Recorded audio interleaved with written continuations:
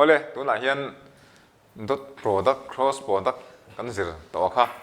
a component form in kan chun zom le nga langa vector product or cross product kan zir ve le to vector chilmi ne khai nang le ka ma se nang lo ani vector product kan tin san chu a chuak hi vector ani don wang ania chuan hi cross product tin boka symbol a cross multiplication symbol kha kan mang ve thunga chu wangin cross product te ka ve le thung boka vector product or cross product ma sami ka chu scalar product ania a chuak ka scalar chuak ta a dot b chu scalar kan ti kha tuna chuan a cross b hi an zir ve le to thung ton ni a cross b ti soi mai tur ne ol sam zong chuan kan soi fe don chuan vector product of two vectors ina khani mai vector product of two vectors a and b ma se ka te soi zel thu khom lo a cross b ti mai tur ani hemi kan soi ma yan heian soi le te la three dimensional system hi an zir le in han soi le lok tai la hi x axis ania y axis ania x axis atang hian counterclockwise anticlockwise zong in y axis lama hian x axis hi an rotate phei tai la tin han rotate phei tai la x axis hi y axis lama tin an nor phei tai la chuan tin lo rotate ta lo vir ta he a direction kha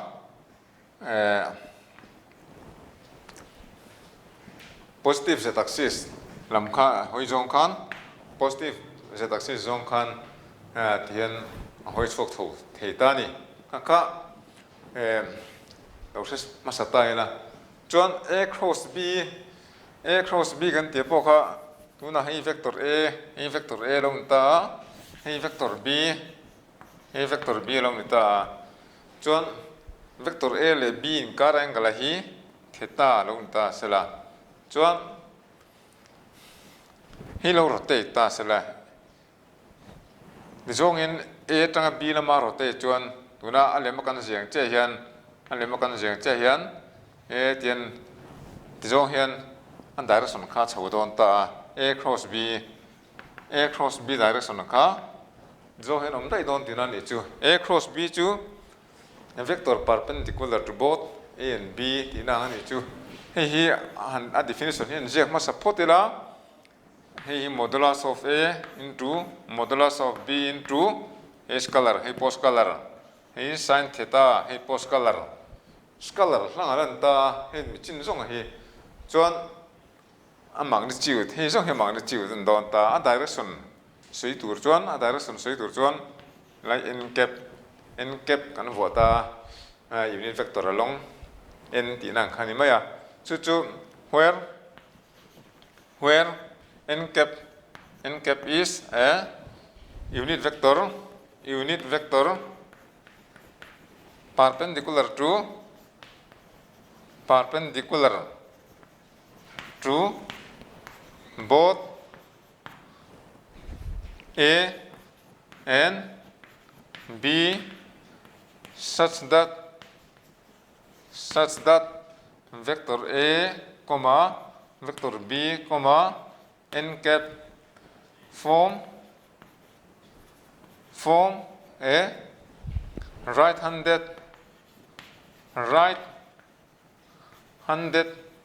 system of vectors.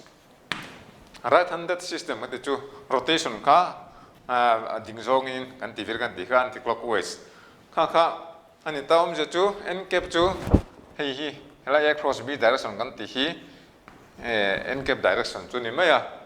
kha a b n anta hei tiang hemi order chi hen ni b a n ti ro turania a b n kan ti chuan kan na sei do na a ko kha dang le dai do na chu wa hemi in dan hemi in dan milte hian right handed system of vectors kha u siam ta po you can see tur po mo ta chu a direction heni te ber mana a cross b chu direction chu A และ B นี่เป็น perpendicular A อะ perpendicular B อะ perpendicular จุดนี้ผมจะจูA cross B จู a vector perpendicular to the plane containing A and B แต่พวกคนติดเทียแต่เห็นเชียงที่อุจกินเรียกไตละให้vector A แล้วนี่ตาเสละให้vector A แล้วนี่ตาเสละส่วนให้vector B แล้วนี่ตาเสละให้vector A vector B แล้วนี่ตาส่วนA cross B จูให้ plane containing ให้ plane containing vector A and vector B ที่นั่นนี่ให้ plane and vector A และ vector B อมตาจู A cross B จู direction ตัวจูZohian vector perpendicular to both A and B เนี่ย A และ B perpendicular เวียจูmemangจูplane และ A cross B ค่ะเป็น perpendicular ที่นั่นนี่จูข้ากันจีนง่ายA cross B magnitude เจ้าข้าไงตัวที่เราวันที่ข้า vector นี่วางอินอัน direction ข้ากันไงตัวเตลเซลไงวางอินข้ากันชินเชียตัดง่ายตานี่จวนถ้ากันเสียตัวไปโมเมวันนี้ตาจวนเฮลัยเห็นเทตาฮีn 0 is less than or equal to theta is less than or equal to pi อันเล่มไม่อะtheta 20เลย180น่าเทเบรา0อันนี้เบรา180นักขันนี่ไม่อะ pi line angle ปานี vector ปานีมอ line ปานีอินการ angle ค่ะ pi 180อันนี้เรียนเทเราชิมมาจู่ๆเรตายละจวนข้าdefinition B จุดนี้ตานี่A cross B ให้ vector perpendicular A cross B ให้ vector perpendicular to A and B ที่ข้าชินเชียไม่ง่ายนี่ที่รังอาจจะนัดตัวตาหน้าขันจวน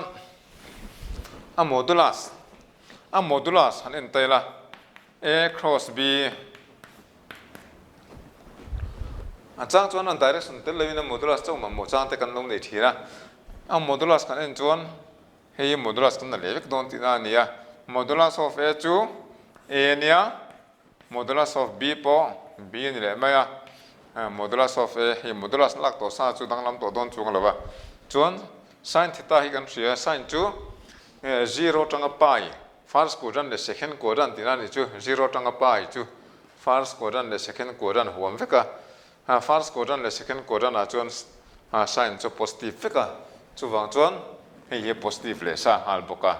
modulus ลักเกลือปนpositive ซะชิม sin theta ให้ sin จู theta ค่ะ first quadrant และ second quadrant มันเนี่ยวางอินจวนpositive ซะเท่าวางอิน modulus ลักนั่นเล็กแค่ง่ายแล้วว่าจวน modulus of n cap จู1 modulus of n cap จูให้ unit vector กันตีค่ะ n cap is unit vector perpendicular to both A and B กันตีค่ะ unit vector ตีค่ะกันสวยเตลค่ะจูวางอินmodulus 1ที่นั่นไม่อะข้าส่งค่ะช่วยตานี่จวนให้นั่งrepresent หัน n value จึงหาได้ละจะมี A cross B ค่ะที่เห็นอันเรียกเลยตายละให้ vector B ให้ vector A ข้าลงนี่ตาจวนให้ A cross B direction A cross B จะ vector perpendicular to both A and B อันที่ค่ะจวนให้ direction ให้ anti-clockwise rotation อันตา anti-clockwise กัน rotate จวนให้ตรำปังค่ะที่นั่น direct ชาวตาจู่ๆ A cross B อันตาจวน B cross A ที่จงเห็นอุติเวทุงไตละที่จงกัน rotate เวทุงจวน clockwise นี่ rotate ตั้งที่จงสุขเวทุงleft handed อันนี้เวทุงอันนี้จู่ที่ right handed เนี่ยที่จงจู่ left handed อันนี้เวทุงตาสุขจงอันนั้นไงB cross A อันนี้เวทุงโดนตานี่จู่จุดนี้จวน A cross B จุดที่จงอันนี้ B cross A จุดที่จงอันนี้อัน direction ข้างนอก opposite อันนี้การ angle 180ที่นั่นอันนี้หันพวกงาจวนอัน magnitude จะช่วยพอในเซลล์หนังเร่งโดนทัว a magnitude chu modulus of a into modulus of b into sin theta a zong khan ni don thowa chuan a direction ro chen reverse ta chu wang chuan equal vectors ani thei ta lo ni equal vectors tur chuan a magnitude an angaya an direction an angaya poka tuna chuan magnitude chin anga direction an to lo wangin direction opposite ania wangin equal vectors ani talawa chuan chu ta lo lang hal ta poka chu a cross b is equal to minus b cross a tina ni ta ni chu a cross b equal to minus b cross a an tot product kha chuan a dot b equal to b dot a kan tia commutative a cross product ro chu a commutative velo ni ti kha kan mu thei hal mai wa me kha a property pakhat po ni ani ve ngal ta chuan zo hian a property dang ang reng deuh te po kha soi vele hal tai la vector a le vector b hi ein perpendicular chuan vector a le vector b hi perpendicular chuan sin theta hi 90 degree ni don ti nan ta chuan sin theta hi 90 ni dona sin 90 chuan ani awangin this implies modulus of a cross b helai tang zo khen conclusion siam tamel ta po siam thei thona in modulus of a cross b chu mod a mod b an thei ta ni chu ein perpendicular chuan maro chu loin parallel ta se vector a le vector b loin parallel ve thung ta se la chu mem je chu a le b hi like vectors theta kha 0 degree pon mai theya or 180 degree pon mai thei tina ni chu 0 ni chuan a le b kha like vectors ania 180 degree ni chuan a le b kha unlike vectors ani direction opposite tinan maya chuan a le b in parallel ta se ti le a le b collinear vectors ta se ti po kha a soitum kha nang feka hemi ni chuan sin 0 hi kan thria sin 0 chu 0 nia sin 180 po 0 nia chu wang chuan hi sin theta hi 0 don tinan ta chu tin ni chuan hei ber 0 to chuan right hand side chong chu mi right side chong chu 0 tinan ni maya a cross b equal to 0 0 vector 0 ti ri chuan 0 scalar tinan khania thilpoi vak chu ni lo na in vector han jeve sam kha tha chan chu hei vector ni wangin a cross b equal to 0 vector tinan ta ni chu chuan lo lang ta chu a vector pani ta kha anin perpendicular chuan an dot product 0 tinania anin parallel ve thung chuan an cross product 0 ani ti kha ni khan set thar le nga zui ta pokila ti chuan enge hei hian en zui le nga ta pokila he ta po hi tien kan sa thei nga mai wa me a cross a chu nge ni tang a le a chu an kar angle 0 nia collinear vector san nia into 0 tinani mai chu tiang pokin a cross minus a po 0 tinan vele maya chuan a property po han soi kai deu tai la a cross b plus c distributive property kha hei hi chu dot product ang deu chi khan maya distributive property chu a cross b plus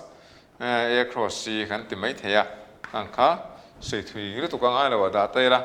chuan lambda times a cross b hei hi kan du chuan lambda times a cross b ti hi lambda times a cross b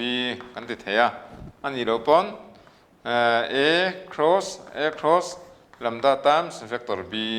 ti te point kan jek theya kan kha thili dang fekani ti kha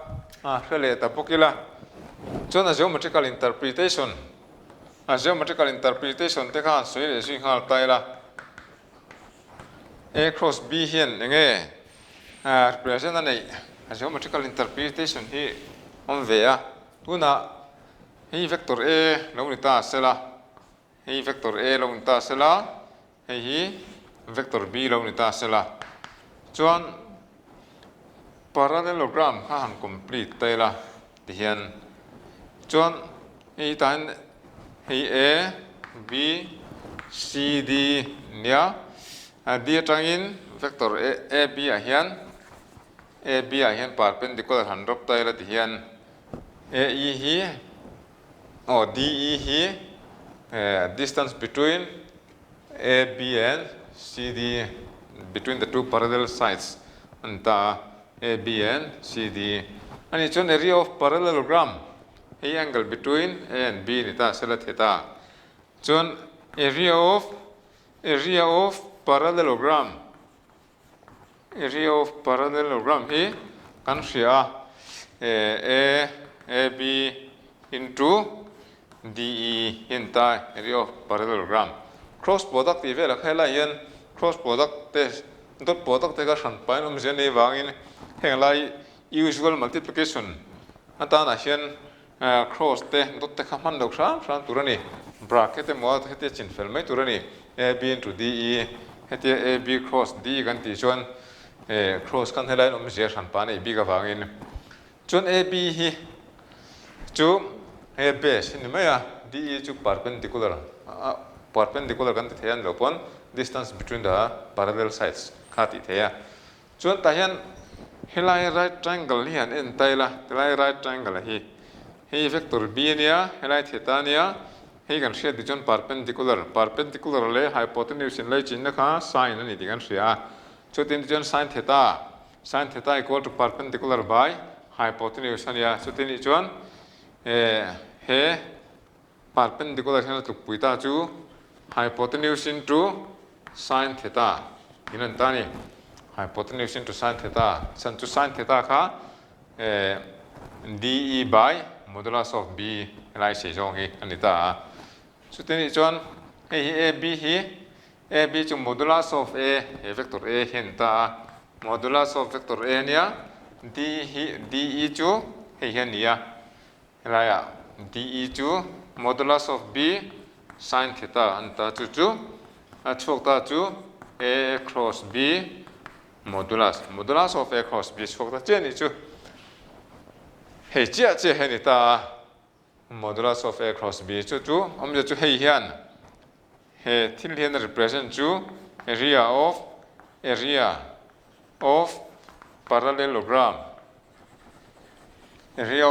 parallelogram whose adjacent sides given by vector A and vector B then tamaila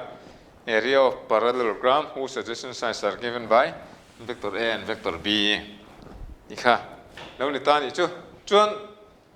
ti hian han en vele taila ti hian DB hian som vele taila diagonal hi DB kan som chuan hilai song triangle le he tiram triangle hi area hi nang ta chia chuteni chuan area of triangle he triangle ABD hi he triangle hi apum pui chan ve parallelogram area chan ve tinan ta chuteni chuan tiang kan ti vele theta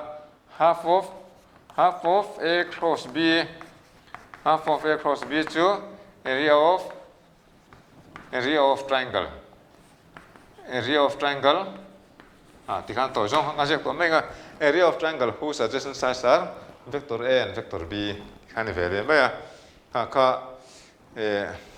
modulus of A cross B kan lak top chuan parallelogram ania area of parallelogram ania achan ve kon la khan area of triangle ani vele harta ti hian en le don taila a component form in vector A equal to A1I plus A2Z plus A3K en vele taila vector B equal to B1I plus B2Z plus B3K en vele taila A cross B kha engai ni ve tang chu le don ni dot product kan chu dang khan deu khan A dot B kan chu dang deu khan sei taila ta hian omje chu he mi hian A1I hian A cross product kan chu tanga B A to Z le hemi pum pui kan chu lenga A3 ke le hemi pum pui cross product kan chu le don ni tiang kan ko de zo zo mai nga hei hian hei kan chu kan multiply do na A1I le B1I kan multiply chuan cross product kan chu chuan tina ni chu A1I cross B1I ni chuan A1 into B1 I cross I ni nga I cross I chu 0 ni kan thiat kha 0 ni tiang zelin helai chu 0 ni phot A1I cross B2Z ni chuan A1I cross B2Z A1 B2 I cross Z ania I cross Z chu nghe I cross Z kha han le lúc ila tha nghe I cross Z lai tang hian I cross Z chu modulus of I modulus of Z sin theta or sin 90 theta kha 90 ni do na I le Z kha in ka angle kha 90 degree ni wangin chuan n ke pakha unit vector perpendicular to both I and Z chu hi kan hria hei ta x axis nia hei y axis nia hei z axis along ta hei I unit vector along I Z kha unit vector along y hei k hi unit vector along z along ni ta chutini chuan unit vector perpendicular to both I and Z chu I and Z chu k hi ni maya tian k he kan n ke pa hi k ni ta chutini chuan modulus of I1 hei 1 ania sin 90 po 1 ania hei che ye chuk tina ni chu equal to k ke anita chu I cross Z chu k ke tina ni chu chuan chu ting zelin hei han sui zau leng ha talok kila I cross Z chu k ke pania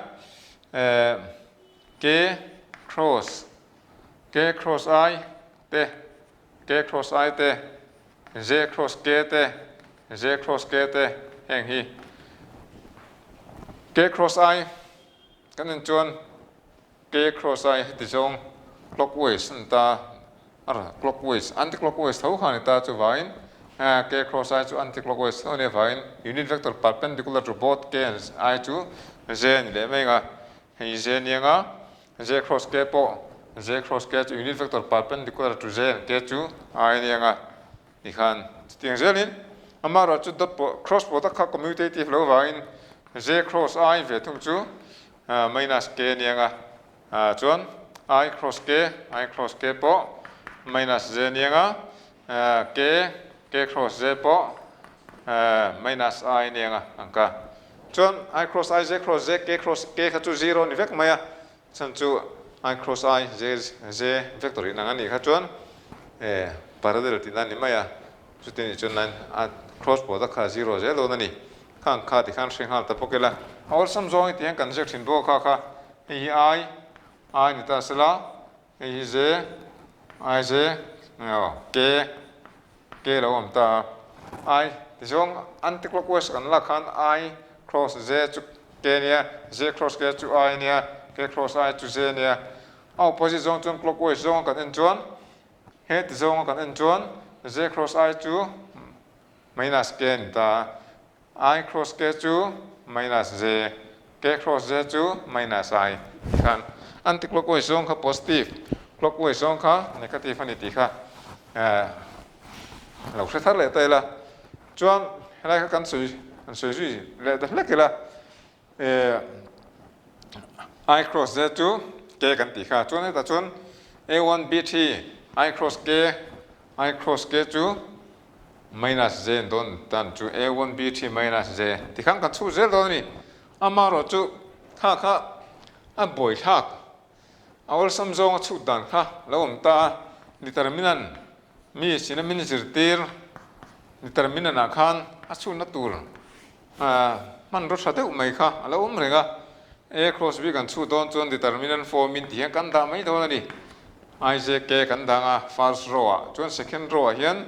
components of A how we can da A1 A2 A3 chuan third row hian components of B B1 B2 B3 kha a determinant form khan lawm vele ta chuan hei hi zero lai te na kan hriat pol thei em mai pakhat a awm ta modulus of a cross b modulus of a cross b chu modulus of a into modulus of b sin theta lo ta modulus of a cross b kan zon du khan he modulus symbol le he determinant symbol hi ngai pol ta chin ni hei chu determinant nia hei chu modulus nia solai mi chu he ti chin chau helun ta ni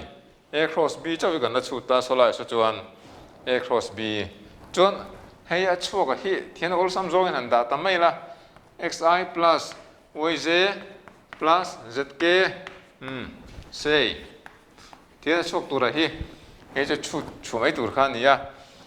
ti hian lo da tai la xi plus yj plus zk ni ta chuan modulus kan lak chuan modulus of a cross b chu square root of x square plus y square plus z square